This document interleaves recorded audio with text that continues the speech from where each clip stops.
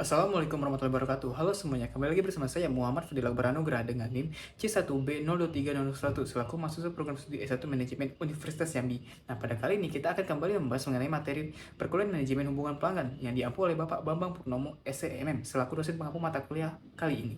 Nah, materi yang kita bahas kali ini adalah mengenai studi kasus PT Sinar Abadi Elektronik dan tantangan pemasok chipset smartphone. Nah, baik langsung saja kita ke pembahasannya. Baik, detail studi kasus yang akan kita bahas kali ini mengenai studi kasus PT Sinar Abadi Elektronik dan tantangan pemasok chipset smartphone. Nah, latar belakang perusahaan sendiri, PT Sinar Abadi Elektronik adalah produsen smartphone terkemuka di Indonesia. Mereka dikenal dengan inovasi produk desain ramping dan harga yang kompetitif sebagian besar komponen utama termasuk chipset, layar, dan memori diimpor dari berbagai pemasok di Asia Timur.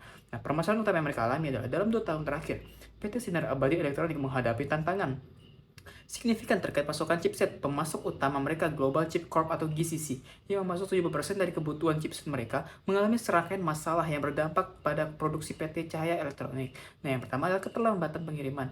GCC sering menunda pengiriman chipset, menyebabkan downtime produksi yang signifikan dan hilangnya peluang penjualan. Kemudian kedua adalah kualitas tidak konsisten. Beberapa batch chipset yang diterima menunjukkan tingkat kerusakan yang lebih tinggi dari standar yang disepakati, mengakibatkan pemborosan dan pekerjaan ulang.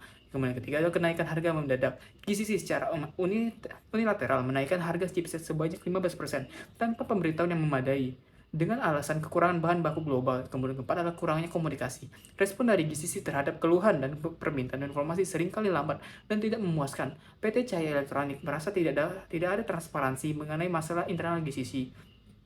Kemudian yang kelima adalah ketergantungan tunggal. PT Sinar Abadi Elektronik menyadari bahwa ketergantungan yang terlalu tinggi pada GCC membuat mereka sangat rentan terhadap masalah yang dihadapi pemasok tersebut.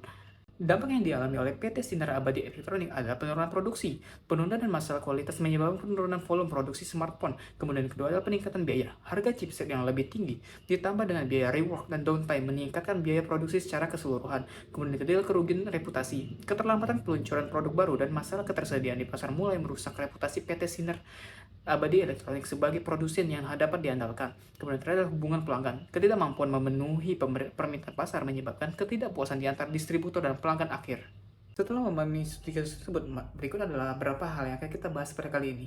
Bisa teman-teman lihat.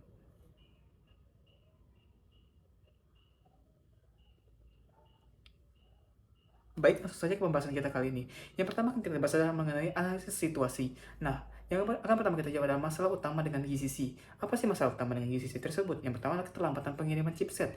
Kemudian dilanjutkan kualitas chipset yang tidak konsisten, kenaikan harga chipset secara mendadak, komunikasi yang buruk, dan kurangnya transparansi ketergantungan berlebihan pada suatu pemasok GCC merupakan masalah utama yang dihadapi GCC. Dan kemudian berdampak pula dengan PT Abadi Elektronik.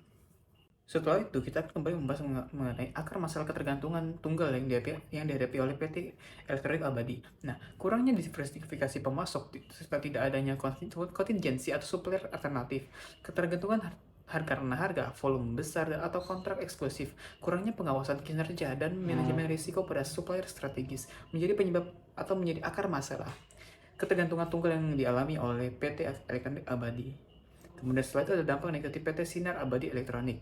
Nah, penurunan produksi dan tertundanya peluncuran produk baru, biaya produksi meningkat karena work atau downtime, harga komponen naik, reputasi perusahaan terganggu, kepuasan pelanggan menurun, serta terutama dari distributor dan konsumen akhir merupakan dampak negatif yang diterima oleh PT Sinar Abadi Elektronik.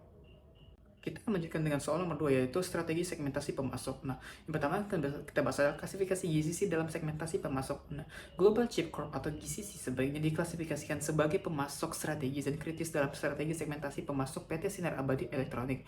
Hal ini disebabkan oleh tingginya kontribusi GCC terhadap rantai pasok perusahaannya itu sebesar 70% dari kebutuhan chipset, serta tingginya dampak langsung dari keterlambatan pengiriman, kenaikan harga, dan masalah kualitas terhadap proses produksi. Kategori ini menunjukkan bahwa GCC memiliki tingkat kepentingan strategis dan risiko yang tinggi, sehingga hubungan dengan mereka perlu dikelola secara khusus dan prioritas. Kemudian yang kedua adalah pendekatan CRM atau GCC dan pemasok lain.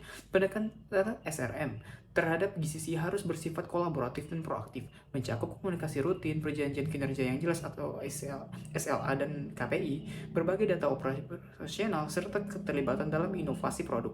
Karena peran strategisnya, GCC memerlukan pengelolaan yang lebih intensif dibandingkan pemasok lain yang lebih rutin atau taktis. Sementara itu, pemasok non-strategis dapat dikelola dengan pendekatan yang lebih standar, seperti kontrak jangka pendek, evaluasi performa berkala, dan fleksibilitas tinggi dalam pergantian, mengingat dampaknya terhadap operasi perusahaan lebih rendah.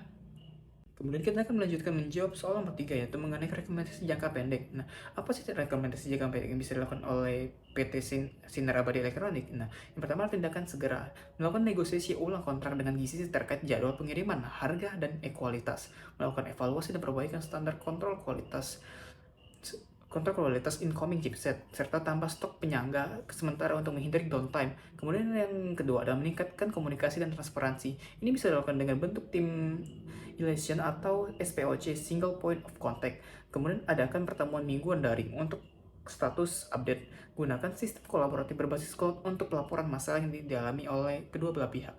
Kemudian yang ketiga ada tiga metrik kinerja penting untuk GCC. Yang pertama adalah on-time delivery rate, pengiriman yang tepat waktu. Kemudian defect rate, persentase produk cacat dari total pengiriman. Kemudian terakhir adalah responsiveness score atau waktu tanggapan terhadap isu teknis dan komersial yang dialami oleh kedua belah pihak.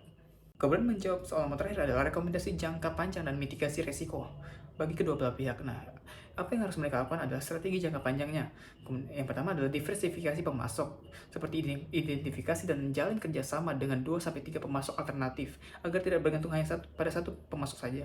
Kemudian adalah investasi pada R&D internal, mengurangi ketergantungan pada satu teknologi atau sumber. Kemudian adalah kontrak yang fleksibel, sertakan klausul penalti untuk keterlambatan dan fleksibilitas harga.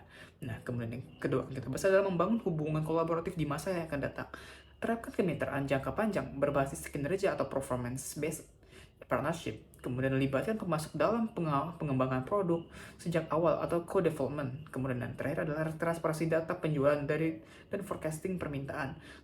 Kemudian strategi mitigasi risiko rantai pasok yang bisa dilakukan oleh PT Sinar Abadi Elektronik adalah dual sourcing strategi, tidak hanya bergantung pada satu pemasok untuk komponen kritisnya.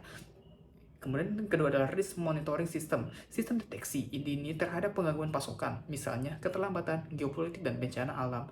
Baik, langsung saja kita kepada kesimpulan pada kali ini. Berdasarkan analisis di kasus, permasalahan utama yang dihadapi PT Sinar Abadi Elektronik terkait hubungan dengan GCC meliputi ketergantungan yang tinggi pada suatu pemasok, masalah kualitas, keterlambatan pengiriman, kenaikan harga sepihak, dan komunikasi yang buruk. Semuanya berdampak langsung pada operasional, biaya, serta reputasi perusahaan. Untuk itu, GCC perlu diklasifikasikan sebagai pemasok strategis kritis yang memerlukan pendekatan SRM, kolaboratif, dan intensif, berbeda dengan pemasok non-strategis yang cukup dikelola secara standar.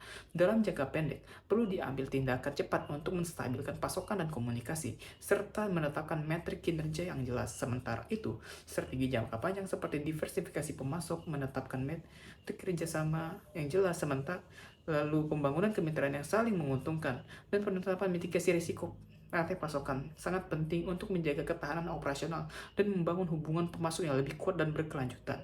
Baik, sekiranya itu saja yang bisa saya bahas pada pertemuan kali ini. Semoga bermanfaat untuk kita semua. Saya akhiri dan saya pamit undur diri. Wassalamualaikum warahmatullahi wabarakatuh.